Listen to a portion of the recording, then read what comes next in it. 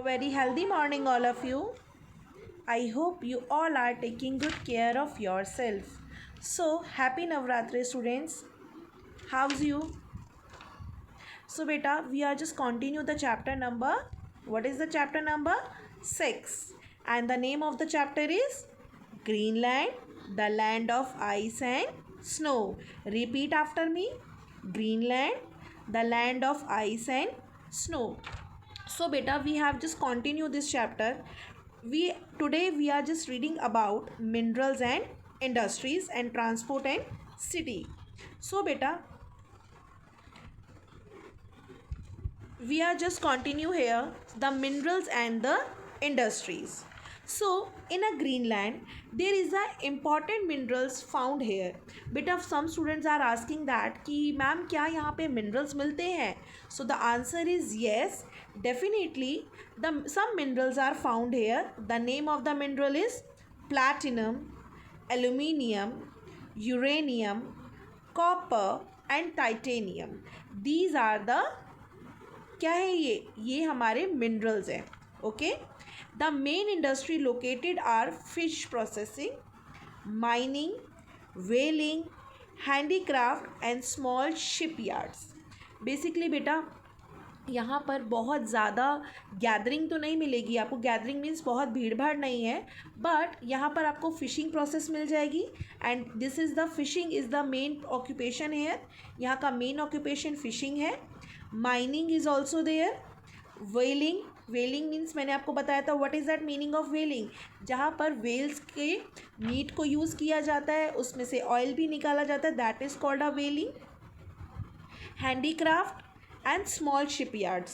Okay, so now the another point is the transport in a Greenland. So there are no railways. क्या है यहाँ पर कोई railways नहीं है. No waterways also because all water are converted into ice. तो यहाँ पर waterways भी नहीं है, railways भी नहीं है, and virtually no roads in Greenland. यहाँ पर road भी नहीं है. People travel using boat in coastal region.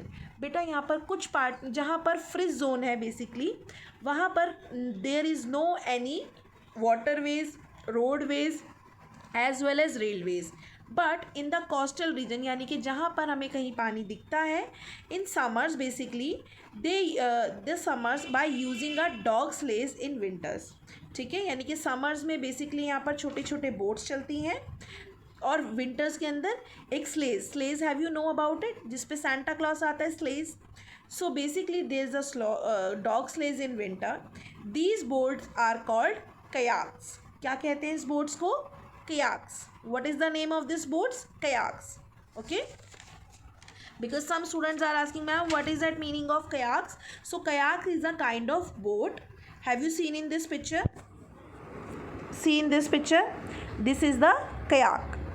Another boat is called umek. It is also used. एक और बोट है जिसका नाम है umek. It is also used. It is a border thin a kayak. Then a kayak यानी कि it is the border यानी कि उसकी borders होते हैं kayak के और कयाक से ज़्यादा बॉर्डर्स हैं. These boats are use for hunting. और basically when they are using that boats यानी कि उमेक बोट्स कब यूज़ होती है? When they are use to do hunting. Airways are also available here but only in major city. बेटा in Greenland वहाँ हर जगह पर आपको एयरपोर्ट नहीं मिलेंगे, but in a some areas there is a airport also in a major cities. Now the cities. Nuuk, the capital of Greenland. Tell me which is the capital of Greenland? Nuuk. It is the one of the smallest capital cities in the world. अगर हम world में बात करें in a world which is the smallest, सबसे छोटी capital city है, that is a Nuuk. Some other major cities of Greenland are Sisimiut, Asiat and Inuit. Sisimiut, Asiat and Inuit. These are the cities, major cities of Greenland.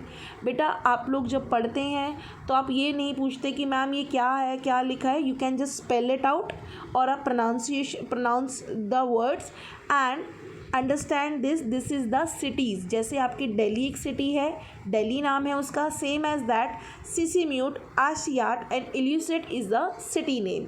Okay, and the official language of Greenland are Greenlandic and Danish. The official language of Greenland are Greenlandic and Danish. These are the quick revision too. So we can do this also. बेटा this quick revision you can do in your notebook as well. आपको आपकी notebook में भी भरना है और book में भी भरना है. ठीक है. The first one is growing crops. We can just growing crops is not possible in Greenland. क्या क्रॉप्स को ग्रो करना ग्रीनलैंड में पॉसिबल है? तो yes, it is true. Possible ही नहीं है कि आप ग्रीनलैंड में क्रॉप्स को ग्रो कर पाओ. Tell me the reason. Because it is due to extreme cold. Extreme cold की वजह से it is not possible to grow the crops there. The second one, Greenland is the densely populated country. क्या Greenland में बहुत ज़्यादा भीड़ भड़का है, बहुत ज़्यादा पॉपुलेशन है? So that is false. Only 60,000 people are lived in Greenland. The third one, initially the Inuits were nomads. Yes, Inuits क्या है? They are nomad. They are wandering people. They are moving one place to another place. They don't have a permanent house. Okay, they are a nomads. The fourth one, minerals are not found in Greenland. That is false. अभी तो हमने पढ़ा कि basically important minerals are found here. कौन कौन से? platinum,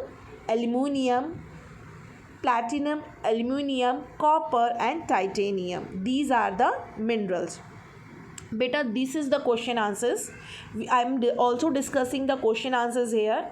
How did Greenland get its name?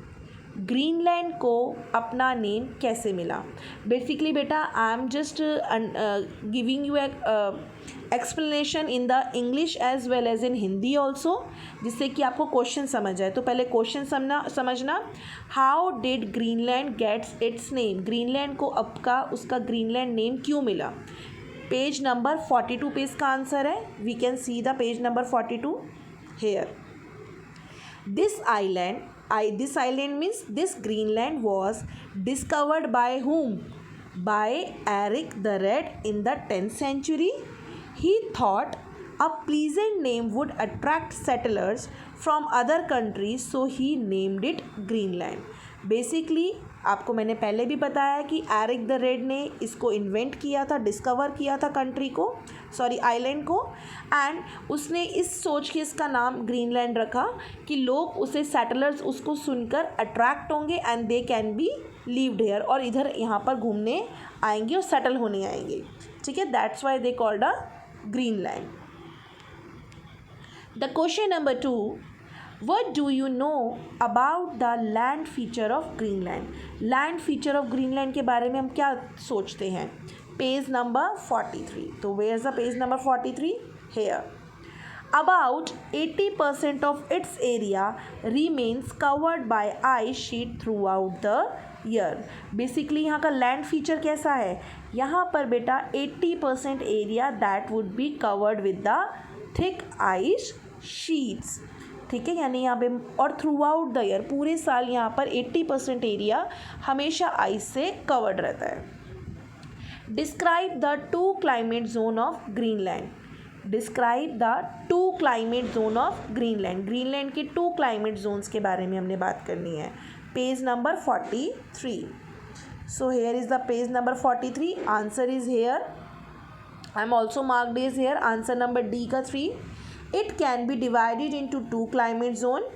The first one is coastal region, which is the ice free, and island which is covered by ice throughout the year.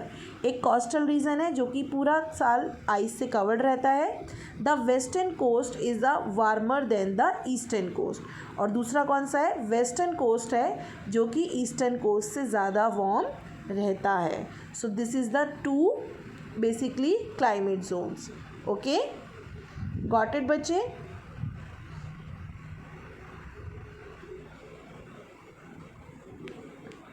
The question number 4, why is Greenland called land of midnight sun? Why Greenland को land of midnight sun क्यों कहा जाता है? So the answer is 33 and 34 page पे. Here is the 33. During the summer season में बेटा there is a bright sunshine, यानी कि जब ग्रीनलैंड में समर्स होती हैं उस समय पर ब्राइट सनशाइन होता रहता है फॉर मैनी वीक्स, यानी कि बहुत महीनों तक, बहुत हफ्तों तक वहाँ पर सनसेट नहीं होता. सनराइज़ होता है बट सनसेट नहीं होता. बहुत हफ्तों तक क्या रहता है, एक ही जैसा सूरज उगा रहता है, दिन रहता है पूरा time. That's why it is called a land of midnight sun.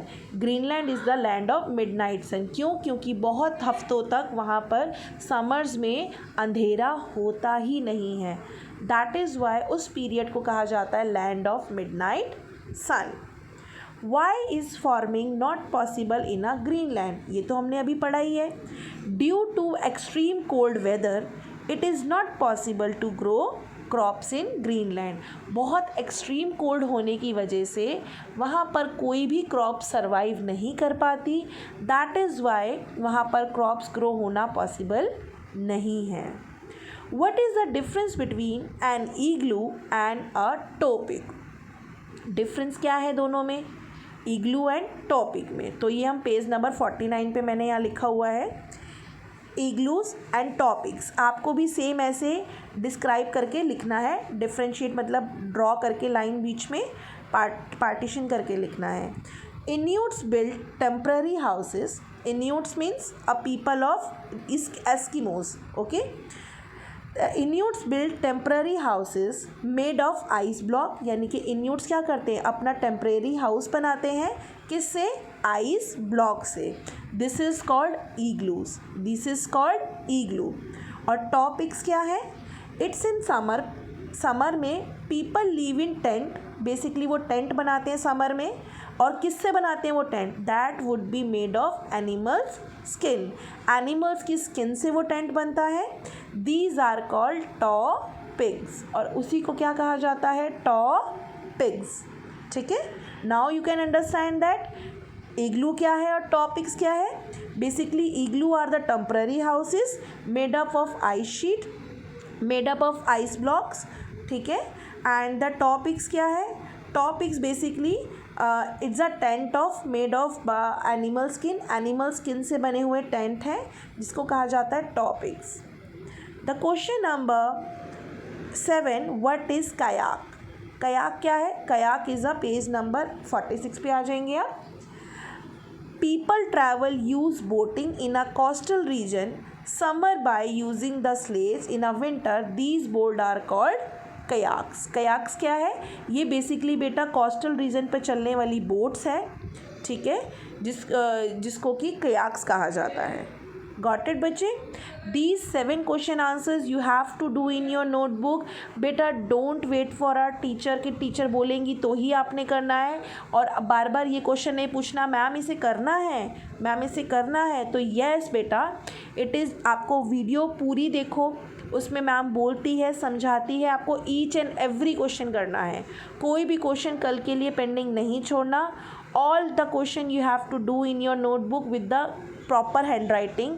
Date डाल के चैप्टर का नेम एंड नंबर डाल के it is compulsory. Okay. And it is very very important to read the chapter. If you don't understand a proper word, अगर कोई word आपको समझ नहीं आता है so definitely have to use the dictionary. आपको डिक्शनरी यूज़ करनी है. गॉट इट बच्चे? Thank you so much students.